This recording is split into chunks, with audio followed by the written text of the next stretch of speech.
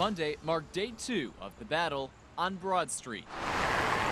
On offense, St. Joseph's Fire Department, its union, now looking to knock a new employment contract out of City Hall's hands. Well, we were spending too much money.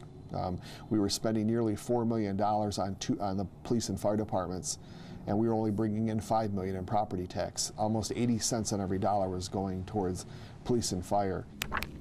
An effort to cut costs but save jobs. Walsh says the city built a new 3-year contract.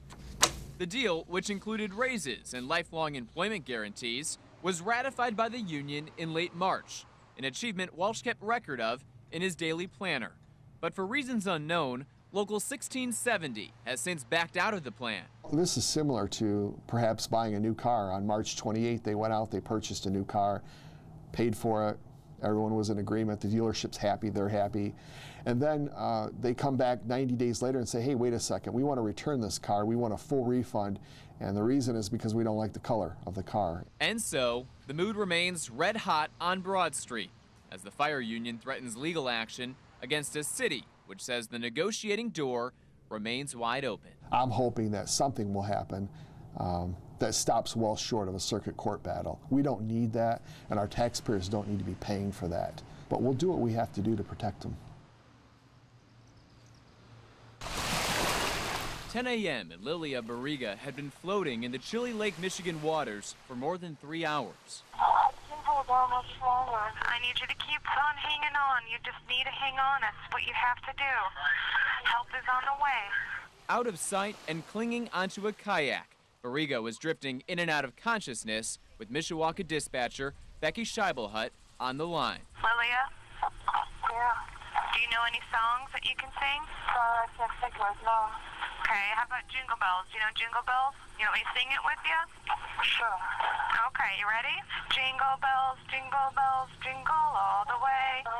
Oh, what fun it is to ride in a one-horse open sleigh. Hey! Nearly a dozen rescue agencies were dispatched. Chickamauga Township Fire Chief Mike Davidson led the search. The benefit here in technology is she was on a cell phone out by the kayak, and they were able to locate her through GPS. 10 years ago?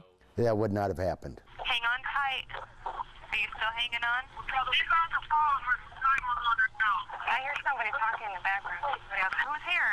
Hello? Hello, is this 911? Yes, it is. Who is this? This is Chickamauga Fire. We've got her. Okay, thank you. We're going to take her back to shore. Thank you very much. All right. Bye. I got to be honest with you, that's probably one of the greatest feelings in the world. You know, to know that your team was responsible for saving someone. Very happy to be part of a program that can do this. With temps in the 90s, Home Comfort Experts has its full fleet of 11 service technicians and 3 installers out on the road. The bulk of calls, like this one in South Bend's Edison Park neighborhood, stem from broken or poorly operable AC units. Like the rest of us, you know, if we don't have air conditioning, you can only take so much. So, you know, we're going to do the best we can to get her up and going today and try to get her cool. Since Friday, Home Comfort Experts has dispatched nearly 50 service runs. That's about 10 times its normal call volume. We'd probably be backed up to generally 3 calls per technician every day. You know, now we're probably closer to 5.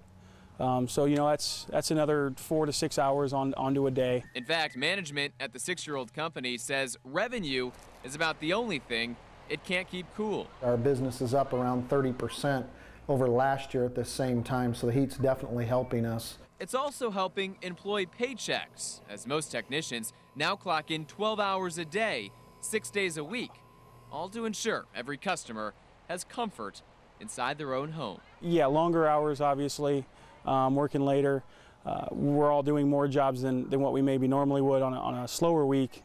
But as far as you know, doing what needs to be done in every job, we don't cut corners. The line was out the door and into the parking lot when gates opened Thursday afternoon at the Pierre Morin Pool in Elkhart.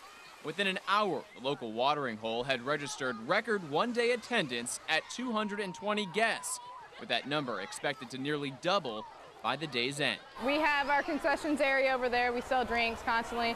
The pool is at a good temperature. If you do have heat exhaustion, we bring you in. You know, we cool you down. We have water for you. In effort to brace for the splash in visitors, pool management called in every staff member to lessen the work on lifeguards. During our hour breaks, our guards will actually be getting in to cool off because we don't want them to get overheated, so they'll be getting in too. Another hot commodity, cooling centers, including Elkhart's National New York Central Railroad Museum. Oh, it's just like, whoa, what a relief. I like that. As soon as the cool air hit me in the face, it felt good. I didn't want to leave, and I still don't want to leave. In addition to the free air, guests were given bottled water and allowed to wander through the exhibits for absolutely no charge. I'm just glad this place is open, and my suggestion to everyone else out there that don't have no air conditioners, come here if you can't get to any place else where it's nice and cool.